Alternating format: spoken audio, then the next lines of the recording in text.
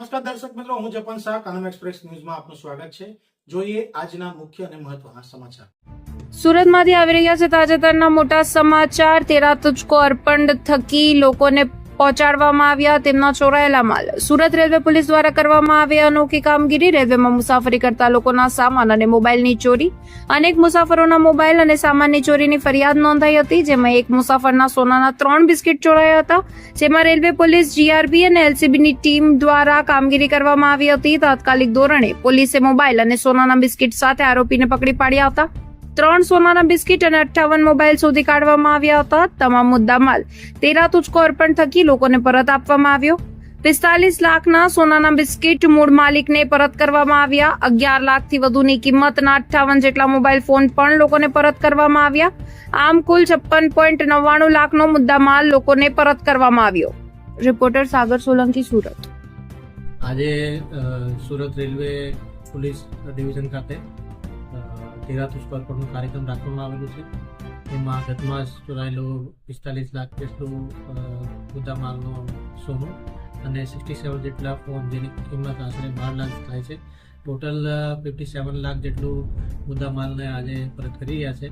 આમાં જે સોનાની ચોરી થઈ હતી, જ્યારે મુસાફર ટ્રેનમાં જતા હતા, જે એમને પોતાના મંદિરમાં દાન માટે લોકો લાવ્યા હતા, આ ચોરીને તરત જ અમે લોકો ડિટેક્ટ કરી અને નામદાર કોર્ટમાંથી હુકમ મેળવીને આજે એમના જે મૂળ માલિક છે એમને પરત કરવામાં આવેલો છે।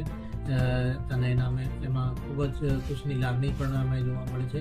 અને એના સિવાય 67 જેટલા ફોન જે છે એ પણ અમે લોકો તેરા તુજકો અર્પણ હેઠળ એને પરત કરી રહ્યા છે। હું કાંતિલાલ બી મહેતા પાલનપુરથી સુરત આવતો હતો। મારી પાસે સોનાના 3 બિસ્કિટ હતા। હું સુરત સ્ટેશને ઉતર્યો ત્યારે લિફ્ટની અંદર કોઈએ મારું ખિસ્સું કાપી લીધું અને બિસ્કિટ ચોરાવી દીધો। મને જાણ થયા પછી તરત જ મેં રેલવે પોલીસને જાણ કરી। રેલવે પોલીસે તાત્કાલિક પગલાં લઈ અને 8 જ કલાકમાં તો મુદ્દા માલ જપ્ત કરી આપ્યો। આજે માલ મને મળી ગયો છે, જેની કિંમત 45 લાખ રૂપિયા થવા જાય છે। રેલવે પોલીસનો જેટલો બી આભાર માનો તેટલો ઓછો છે।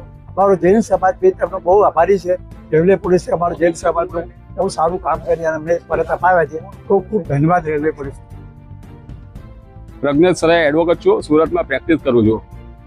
બનાવ એવો હતો કે બનાસકાંઠા પાલનપુર મુકામેથી કાંતિભાઈ મહેતા નામના અમારા ક્લાયન્ટ છે, જે સોનાના 3 બિસ્કિટ લઈને સુરત મુકામે આવેલા હતા ને સુરત મુકામે એમનો ગજુ કપાઈને 3 બિસ્કિટો કોઈ ચોર દ્વારા ચોરી કરવામાં આવેલા હતા ને કાકાને આ બનાવની જાણ થતાં કાકા તો એકદમ પડી ભાંગેલ ને સમાજને જાણ કરતા સમાજના તમામ લોકો આવી ગયેલ અને તાત્કાલિક ફરિયાદ કરી રેલવે પોલીસને જાણ કરવામાં આવી ને રેલવે પોલીસના ડીએસપી સાહેબ શ્રી સોની સાહેબ દ્વારા, ડીવાયએસપી ગોર સાહેબ દ્વારા, પીઆઈ મીઠાપરા સાહેબ, પીઆઈ ટી પટેલ સાહેબ દ્વારા ત્વરિત કાર્યવાહી કરવામાં આવી અને 8 કલાકમાં જ આ જે બિસ્કિટો ચોરાઈ ગયેલા તે બિસ્કિટો પરત લેવામાં આવેલ છે ને આજ રોજ પોલીસની સાથ સહકાર દ્વારા, રેલવે પોલીસનો જે સહકાર મળેલ છે એના દ્વારા જે કાકાના બિસ્કિટ ગયેલા એ અમને પરત મળી ગયેલું હોય, જે સંદર્ભે અમારો જૈન સમાજ સમગ્ર પોલીસ ડિપાર્ટમેન્ટનો તથા રેલવે પોલીસનો ખૂબ ખૂબ આભાર માને છે। મુદ્દામાલ 3 બિસ્કિટ હતા, એની અંદાજિત કિંમત 45 લાખ ઉપરાંતની છે કિંમત થાય છે।